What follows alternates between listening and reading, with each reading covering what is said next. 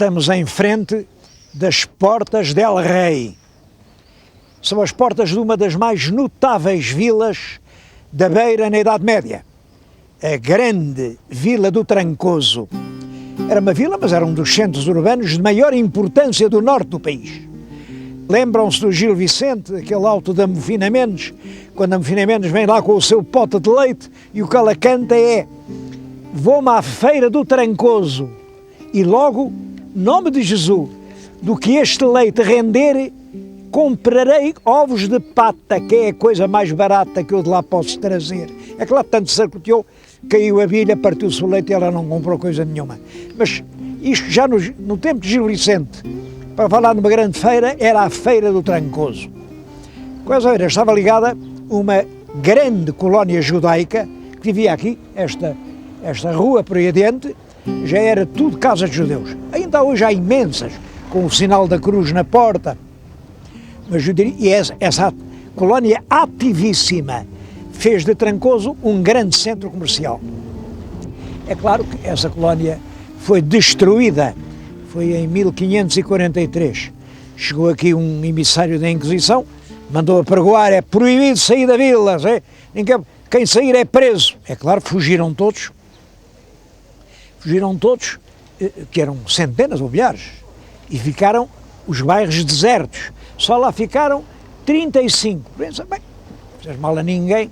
É claro que esses 35 foram presos, levados a ferros para umas covas lá em Évora e lá morreram. Os outros fugiram, mas o bairro ficou deserto. Então, esta população aqui à volta, centenas e centenas de camponeses, invadem estas portas, saqueiam as casas da judiaria, morreu a judiaria e a partir daí Trancoso entrou num período de decadência. Período de decadência de que só se salvou depois no liberalismo, quando fizeram aqui a cabeça outra vez de um grande conselho e essas vilas à volta ficaram subordinadas à nobre e grande Vila do Trancoso, que aliás já não é vila, desde o ano passado que é cidade. Bom, mas eu gosto mais de dizer a Vila do Trancoso. Essa é que é uma grande presença na história de Portugal.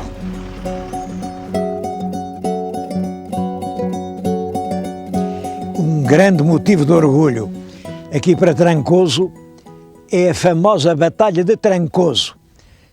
Essa batalha travou-se, com certeza, no ano de 1385, pouco tempo antes de Aljubarrota. Hoje diz que foi no dia 29 de maio de 1385. Bem, é muito possível, eu não tenho a certeza.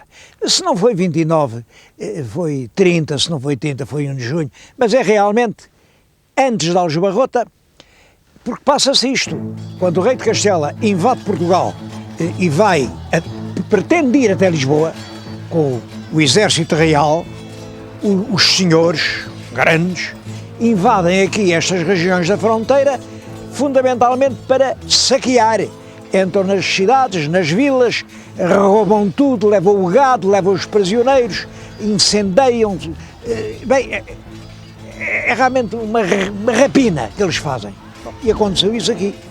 Enquanto o rei ia a caminho de Lisboa, onde não chegou porque tropeçou com os portugueses em Aljubarrota, os nobres espanhóis entraram a fronteira, foram direitos a Viseu e dirigem-se aqui a Trancoso, quando aqui o alcaide-mor de Trancoso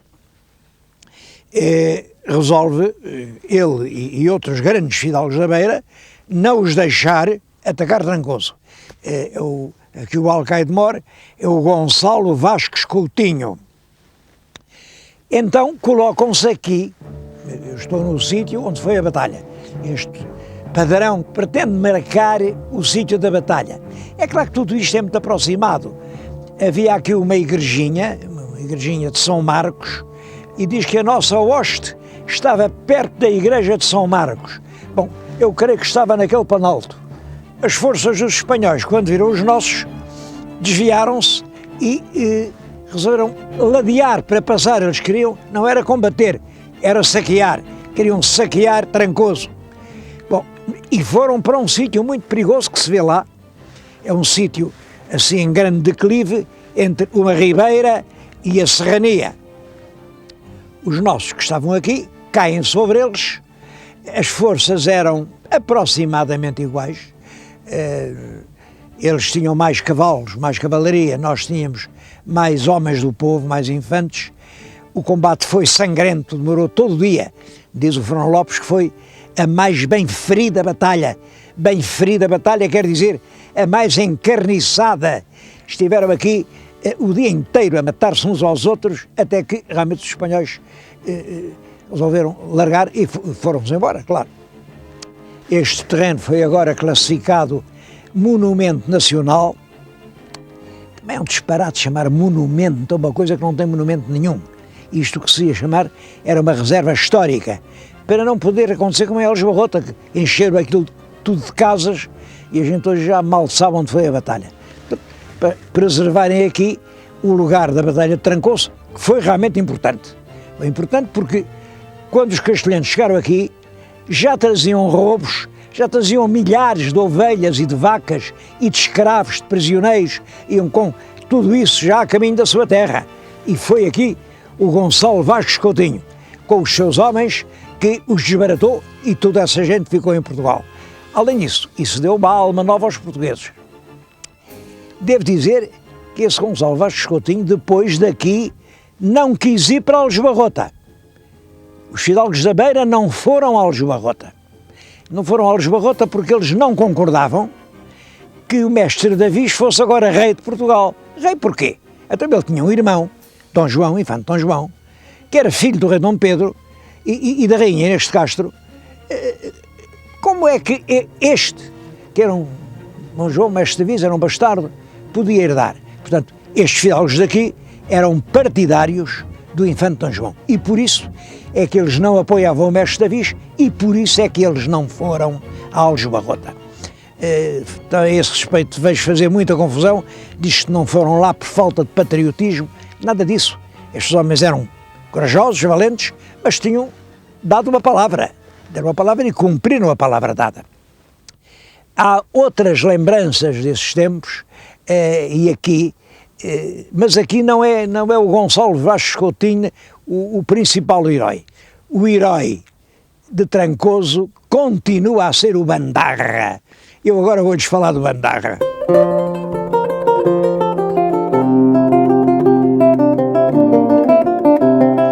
O episódio do Bandarra é uma das situações mais curiosas da mentalidade portuguesa do século XVI e XVII.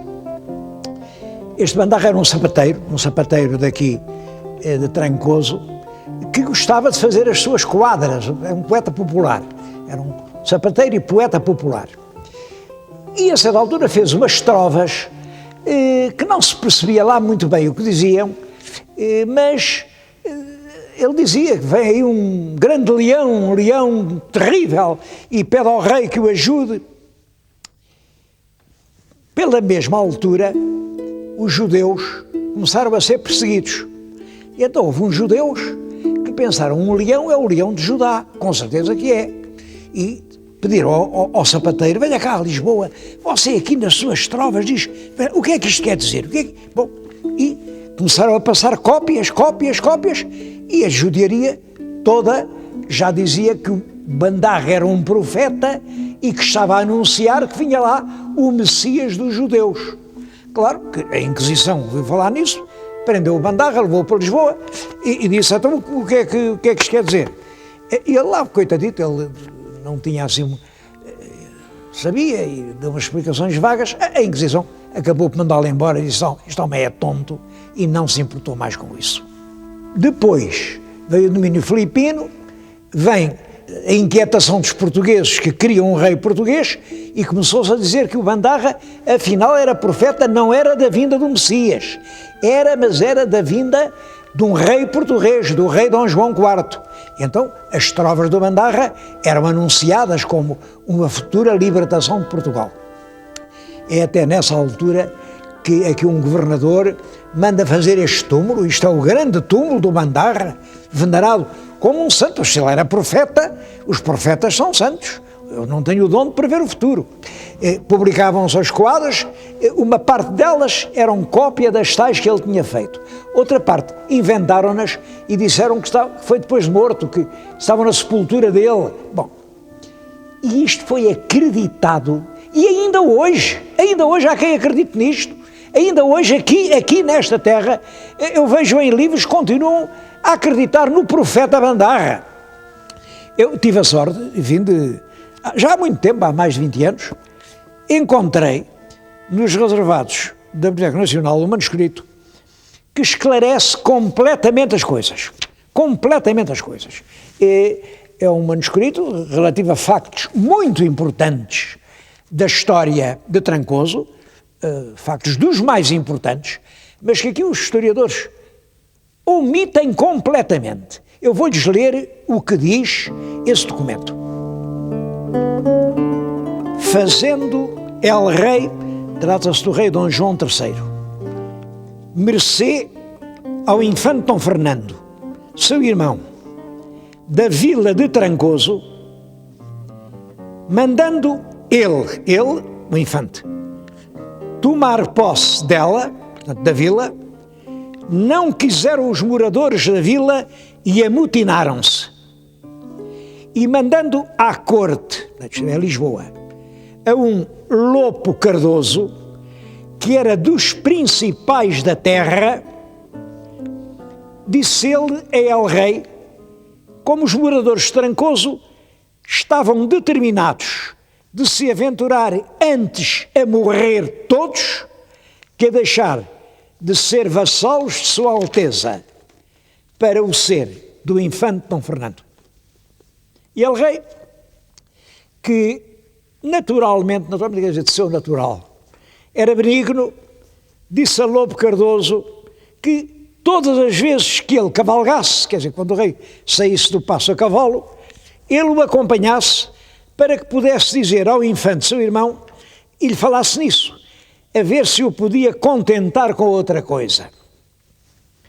Andando El Rei nestas prolongas e o infante, não querendo aceitar outra mercê, em desconto da que lhe era feita, durou isto 6 ou 7 anos. Aqui há um exagero na história, porque durou 4 anos. 4 anos que lá andou o Lopo Cardoso. Até que o infante faleceu. Morreu o Dom Fernando. E tanto que o Lopo Cardoso foi morto, partiu o caminho de Trancoso e, chegando junto à vila, disse a uns lavradores que andavam lavrando que não trabalhassem mais, que já eram livres. E os lavradores, deixando todos os arados, lançaram a correr caminho da vila e, chegando à praça, juntaram-se com outros homens da terra e, dando na cadeia, soltaram todos os presos que havia dentro dela. Isso passou-se aqui, porque aqui é que era a cadeia onde agora está a Guarda Republicana. Vindo isto às orelhas de El Rei, quer dizer, tendo o rei notícia disto, mandou trazer preso o Lopo Cardoso. E quando soube que ele era chegado, disse que o havia de castigar rijo, porque ele folgara tanto com a morte do infante seu irmão. Mas Fernando Álvares de Andrade era uma espécie de ministro, era o vereador-mor da Fazenda, era, portanto, o ministro das Finanças. Curioso, também era cristão novo, era um cristão novo. Seu escrivão da Fazenda e muito seu privado, ouvindo-lhe dizer isso, disse a El Rei: Senhor, andando aquele homem 6 ou 7 anos fora de sua casa, por amor de libertar sua pátria, e vendo-a livre da maneira que Deus fora servido, eu lhe estranho a vossa Alteza ele fazer o que fez. Eu só me admiro. A mim não só não me parece grande culpa, como até me admiro de ele não ter enlouquecido de alegria. Reparem o que se passa.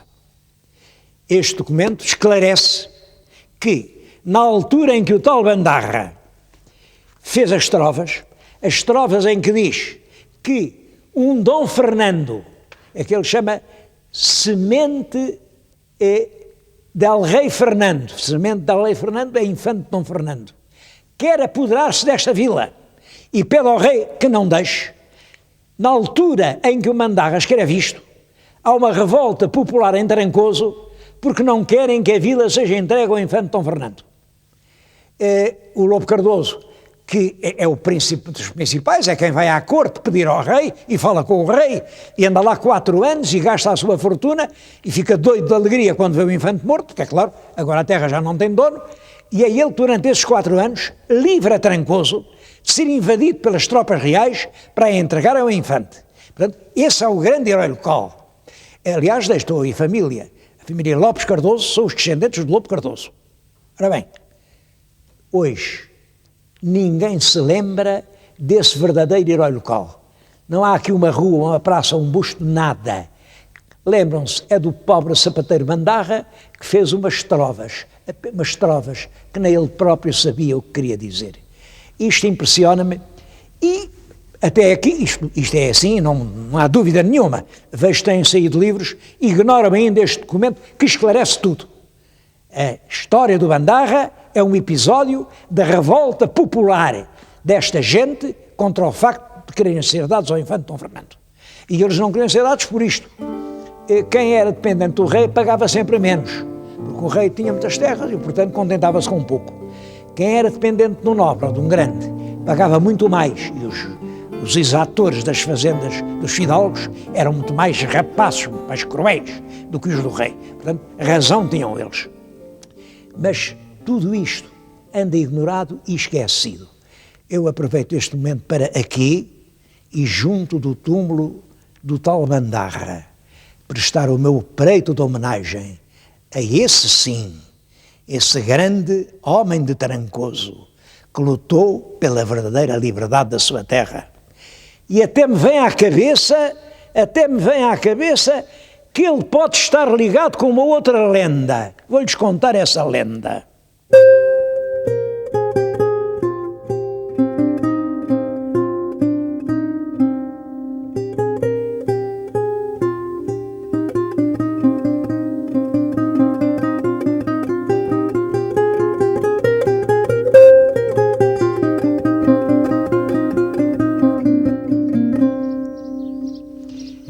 É a lenda do João Tição. Eu estou agora aqui diante de uma porta a que se chama a Porta do João Tição. Diz que havia um cavaleiro chamado João Tição e no tempo da Guerra dos Mouros ele saiu daqui no seu cavalo, foi até ao acampamento dos mouros, conseguiu apoderar-se da bandeira do Islão e trouxe a bandeira aqui para Trancoso. Bom, mas os mouros viram, deram por isso e vieram atrás dele, a galope, e já vinham quase no encalço, quando ele chegou aqui às portas. Chegou às portas, mas lá de cima, os moradores viram que os mouros estavam tão perto que fecharam as portas todas ao João Tição e, portanto, ele não pôde entrar. Então aqui atirou com a bandeira lá para dentro, a bandeira salvou-se, mas é claro, ele ficou nas mãos dos mouros que o mataram. É claro que esta lenda pode ter apenas que ver com o facto de em cima da porta está esculpida a figura de um cavaleiro com um cavalo no sentido de dar um salto. Realmente é isso que inspirou a lenda. Mas este nome, João Tição, Tição é o que foi queimado numa terra onde tanta gente foi queimada pela Inquisição, e este caso do Lobo Cardoso, que foi preso para Lisboa por fazer uma festa e por realmente provocar aqui o assalto à cadeia, a libertação dos presos, e que foi lá para defender a sua terra. E eu não sei o que lhe aconteceu. Eu não sei se ele voltou ou se não voltou, porque a fonte termina do dito do Fernando Álvares. O Fernando Álvares disse ao rei, eu até me admiro como ele não enlouqueceu de alegria, mas eu não sei o que o rei resolveu. E se acaso esse herói esquecido morreu em consequência da sua coragem, era natural que isso ficasse simbolizado na lenda de um homem que sai da sua terra para travar uma batalha, que consegue ganhá-la, mas depois não consegue regressar ao seu lar. é claro que se chama por hipótese, nem chega a ser uma hipótese, é uma conjetura minha. Não confundam com a explicação que eu dou ao Bandarra. Aí não é hipótese, aí é ciência certa.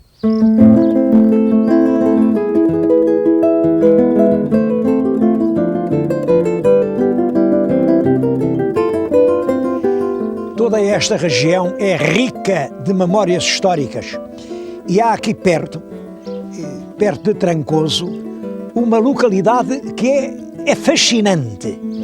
Eu estou a falar de Moreira do Rei. Moreira do Rei tem sido muito abandonada, não sei porquê, mas é um dos mais extraordinários monumentos que nós temos em Portugal.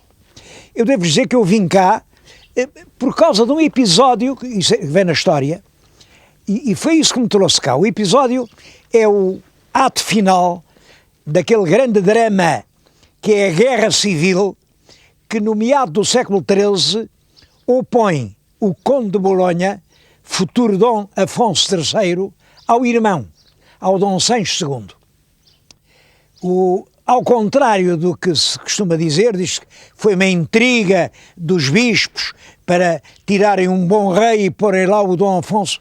Nada disso tem a ver com os documentos. O que se vê é que, na verdade, este país de gente do povo, este país de municípios, a fraqueza do rei Dom Sancho deixa os nobres voltarem a apoderar-se da condução do país e há, portanto, um grande levantamento geral dos municípios, também dos bispos, de toda a gente, que querem um rei que governe com justiça. E mandam pedir ao Papa que mude aquele rei, porque realmente aquele rei não convoca cortes, não concede forais, não faz justiça, deixa andar à solta bandos de salteadores, deixa morrer o país numa guerra civil sangrenta. Portanto, querem mudar. É claro, vem realmente o Conde de Bolonha, desembarca em Lisboa. Lisboa é logo por ele. Em quase todas as vilas, as milícias do povo manifestam-se pelo Dom Afonso contra o Dom Sancho. Dom Sancho ainda pede o auxílio ao país vizinho e veio o herdeiro do trono de Castela, o futuro Afonso X, Afonso o Sábio. Veio ainda com o exército, mas ele foi sendo expulso de toda a parte, todo o povo aderia era ao Conde de Bolonha e o último lugar, isto é um facto, o último lugar que esteve por Dom Sancho foi aqui, Moreira do Rei, onde havia um grande castelo. Esse castelo nunca foi ajudado, está hoje em completa ruína e era um dos maiores castelos portugueses da Idade Média. Ainda aí, restos de muralhas à volta, mas tudo a escalavar-se. Ora bem, o rei ficou aqui, ao passo que Trancoso, claro, Trancoso era do povo, portanto era pelo Conde de Bolonha. Mas este é que é o episódio curioso. Os homens bons de Trancoso vieram aqui, a Moreira, dizer ao Dom Sancho: o senhor mude, manda embora o Martim Gil de Soverosa. O Martim Gil de Soverosa era o valido do rei Dom Sancho e era o homem que realmente governava o país. Um grande fidalgo, poderoso. Manda embora o Martim Gil, porque assim a gente aceita, o senhor entra em Trancoso, assim todo o país obedece. Tem que mandar embora a esse maroto Martim Gil. O rei disse que não, que continuava com o Martim Gil e, portanto, foi o rei que, acompanhado do Martim Gil, saiu daqui, foi para o exílio e morreu no ano seguinte em Toledo. Tudo isto se passou em 1247. O rei Dom Sancho morreu em Toledo no ano seguinte, 48, e o Conde de Bolonha passa a partir de então a chamar-se Dom Afonso III. Este episódio é muito importante porque revela que realmente o problema era político, era da orientação que estava a seguir. E o Dom Afonso realmente faz o que o povo quer.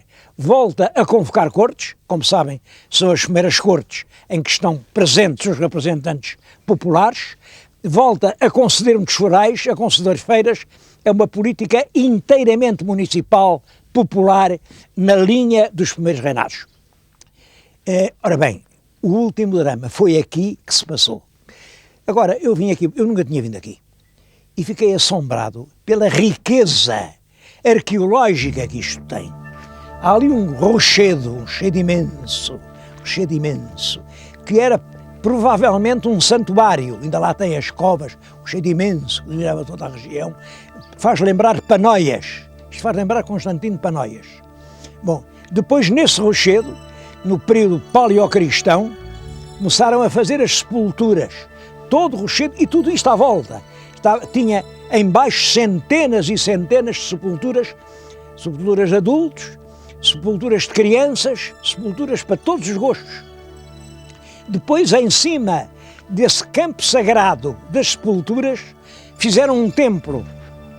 Vêem aquela igreja, reparem que o cunhal da igreja está inteiramente assente sobre um rochedo que ainda está todo cheio de sepulturas. A própria igreja, que está abandonada, é uma igreja do século XIII, uma igreja lindíssima, completamente abandonada. Bom, mas vamos voltar a Trancoso.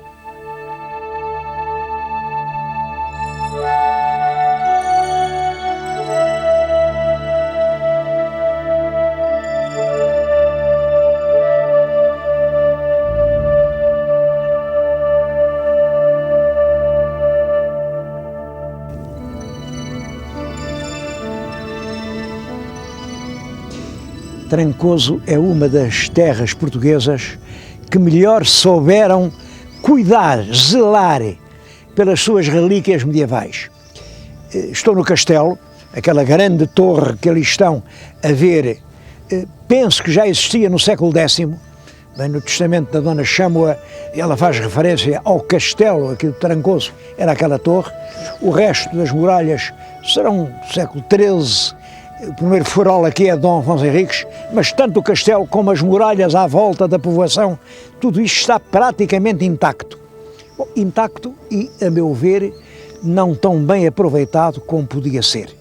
Acho que Trancoso merece, Trancoso e a sua região, merece uma visita demorada, mas podem crer, não deixem passar o verão sem vir visitar Trancoso.